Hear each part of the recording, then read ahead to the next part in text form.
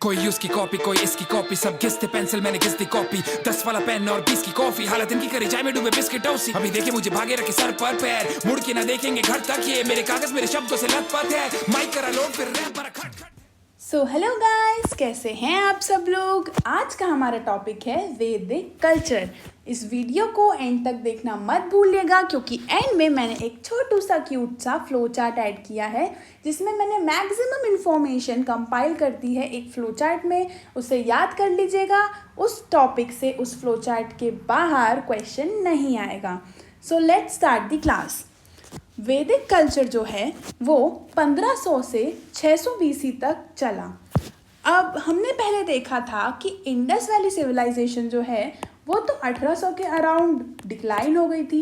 इसके बाद 200 साल का गैप हमको देखने को मिलता है, और फाइनली 200 साल बाद हमारे इंडियन कल्चर में वैदिक कल्चर का जन्म होता है।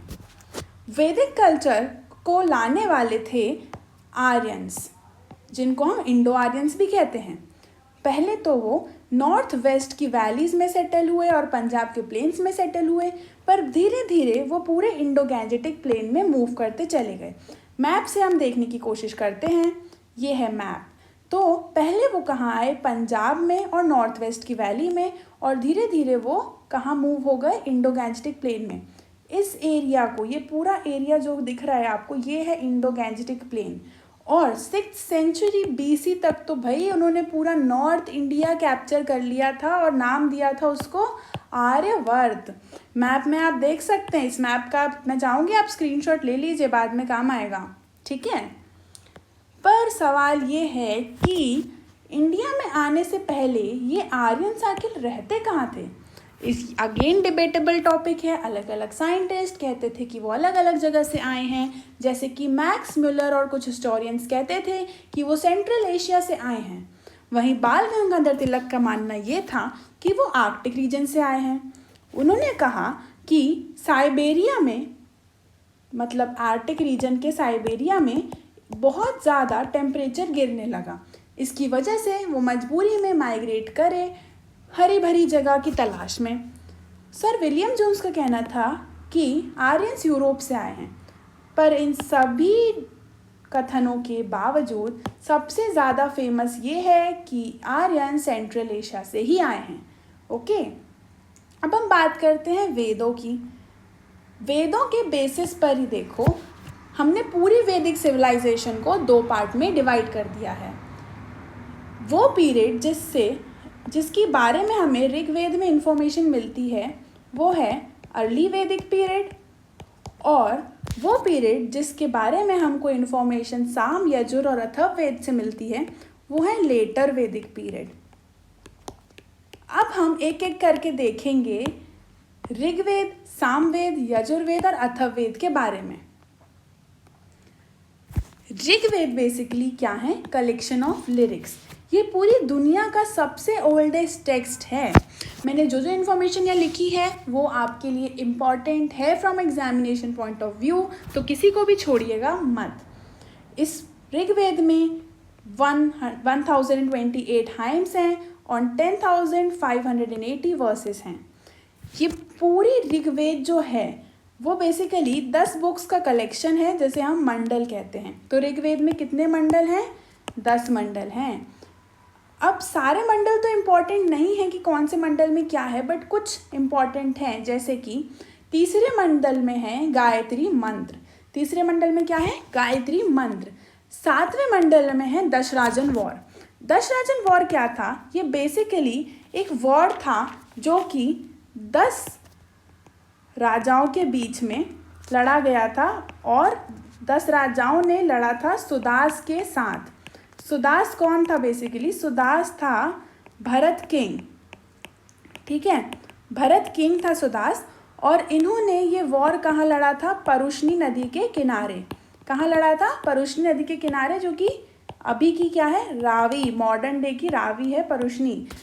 तो इसका वर्णन कहाँ है? 7वें मंडल में। 9वां मंडल सोम को डेडिकेटेड है।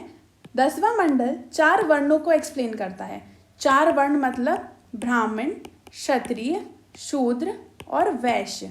इनका एक्सप्लेनेशन कहाँ मिलता है हमको? 10वें मंडल में। ठीक है, अब हम आते हैं सामवेद में। सामवेद जो है बेसिकली वो है बुक ऑफ चांट्स। इसका मतलब क्या होता है? इसमें जो हैं स्टैंजाज हैं जो कि ऋग्वेद से लिए गए हैं और उनको सिंगिंग के लिए उनको एक ट्यून दे दी है। कुछ स्टैंजाज है ऋग्वेद के, उनको गाने के लिए उसमें ट्यून डाल दी है। और सामवेद में हमको 3 भगवानों का मेंशन मिलता है, वो है सविता, अग्नि और इंद्र। याद रखिएगा कौन? सविता, अग्नि और इंद्र का वर्णन हमें मिला है। नेक्स्ट है Yajurveda. Yajurveda is basically book of sacrificial prayer. इसमें यज्ञ के रिचुअल्स के बारे में, यज्ञ की विधियों का वर्णन इसमें है। इसको 2 पार्ट में डिवाइड किया है, कृष्ण यजुर्वेद और शुक्ल यजुर्वेद। इनका एक्सप्लेनेशन मैंने यहाँ पे नहीं दिया है क्योंकि ये इनका एक्सप्लेनेशन एग्जामिनेशन पॉइंट से इम्पॉर्टेंट नहीं है, बट स्टिल अगर आप चाहते हैं तो प्लीज़ कमेंट सेक्शन में लिखिए, मैं नेक्स्ट वीडियो इन दोनों पे ले आऊँगी। ओके, फिर हम बढ़ते हैं अथर्ववेद की तरफ। Atharvaveda is basically book of magical फॉर्मूले। इसमें ईवल्स और डिसीजेस को हटाने के लिए चार्म्स और स्पेल्स हैं, बेसिकली तंत्र मंत्र जंतर जो रहता है ना, ये सब कुछ अथर्ववेद में इंक्लूडेड है। ठीक है, वेद हो गए हमारे पूरे। अब हम आते हैं ब्राह्मणास पे। ब्राह्मणास जो रहते थे वो बेसिकली प्रोस टेक्स्ट रहते थे जो कि वेदा के हाइम्स को एक्सप्लेन करते थे। ये बताते थे जो भी सैक्रिफाइसेस और रिचुअल्स जो कि वेदों में मेंशन्ड है ना, सैक्रिफाइसेस और रिचुअल्स, इनको एक्सप्लेन करते थे ब्राह्मणास। तो बेसिकली ये वेदों का ही एक्सप्लेनेशन क्या रहता था? ब्राह्मण्स। अब अरण्यक क्या रहता था? अरण्यक पर बेसिकली द फॉरेस्ट बुक्स। जो लोग संन्यास लेके जंगलों में चले जाते थे वो इनको लिखते थे, अरण्यक्स को, जंगलों में जाने के बाद। और ये जो था वो ब्रिज करता था किसको? कर्म मार्ग को और ज्ञान मार्ग के बीच में एक ब्रिज ऑफर करता था। अब ये जो रहते थे वो सैक्रिफाइसेस पे फोकस नहीं करते थे। भाई इन्होंने तो सब कुछ छोड़ छाड़ के चले गए, तो ये किस पे बेसिकली करते थे फोकस? मेडिटेशन पे। ये आपको समझने की ज़रूरत है। ठीक है, और सारे वेदों में अरण्यक है एक्सेप्ट फॉर अथर्ववेद। अथर्ववेद का कोई भी अरण्यक नहीं है, ये आपको याद रखना है एग्जामिनेशन पॉइंट ऑफ व्यू से कि अथर्ववेद का कोई भी अरण्यक नहीं है। ठीक है, इसके बाद हम बढ़ते हैं उपनिषद्स पर। उपनिषद्स क्या होते हैं? बेसिकली वो होते हैं फिलोसफिकल टेक्स्ट। ये बेसिकली वो नॉलेज होता है जो कि गुरु जो रहते हैं वो अपने शिष्यों को देते हैं। एक ऐसा नॉलेज होता है जो गुरु शिष्यों को देते हैं। वो रिचुअल्स को क्रिटिसाइज करते हैं। रिचुअल्स को क्या करते हैं? क्रिटिसाइज करते हैं कि भाई ये जो है वो गलत है, और वो राइट बिलीफ और राइट नॉलेज पर फोकस करते हैं। एक सही ज्ञान पे उनका फोकस रहता है। बृहदारण्यक जो है वो सबसे ज़्यादा ओल्डेस्ट उपनिषद है। एग्जामिनेशन पॉइंट ऑफ व्यू से अगेन इम्पॉर्टेंट, बृहदारण्यक सबसे ज़्यादा पुराना उपनिषद है, और मुक्तिक जो है वो सबसे ज़्यादा नया उपनिषद है। अब ये है वो फ्लो चार्ट जिसकी मैं बात कर रही थी वीडियो के स्टार्टिंग में। ये आपको याद करना बहुत ही ज़्यादा ज़रूरी है। इसमें वेद दिए हैं, उस वेद को पढ़ने वाले कौन होते हैं, उनको क्या कहते हैं, वो दिया है। उपवेद क्या होते हैं हर वेद के, उपनिषद क्या होते हैं, और ब्राह्मण्स। ये पूरा फ्लो चार्ट आपको याद करना ही पड़ेगा। इससे बहुत सारे क्वेश्चंस बनते हैं, तो इसे रट लीजिए कुछ भी करके। ऋग्वेद को जो रिसाइट करते हैं वो होते हैं होत्री, और उसका उपवेद है आयुर्वेद। ऋग्वेद का उपनिषद है ऐत्रेय, उसका ब्राह्मण है ऐत्रेय और सांख्यान। सामवेद को गाने वाले होते हैं उद्गात्री, और उपवेद है उनका गांधार्व वेद। उपनिषद है चांदोग्य और केन।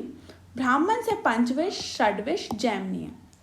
यजुर्वेद को पढ़ने वाले होते हैं अथर्वयु, उपवेद है उसका धनुर्वेद। उपनिषद है तैत्तिरीय, ब्राह्मण शतपथ और तैत्तिरीय। अथर्ववेद को पढ़ने वाले होते हैं ब्रह्मा, उपवेद है उसका शिल्पवेद। उपनिषद है मुंडक और ब्राह्मण है गोपद। इस फ्लोचार्ट का स्क्रीनशॉट ले लीजिए, अपना वॉलपेपर बना लीजिए, जो करना है करिए, बट इसको याद कर लीजिए। ओके, आई होप आपको ये वीडियो पसंद आया हो। अगर पसंद आया है तो प्लीज़ लाइक कीजिए। अगर कोई डाउट है तो कमेंट सेक्शन में ज़रूर लिख के बताइए। Till then bye bye and take care.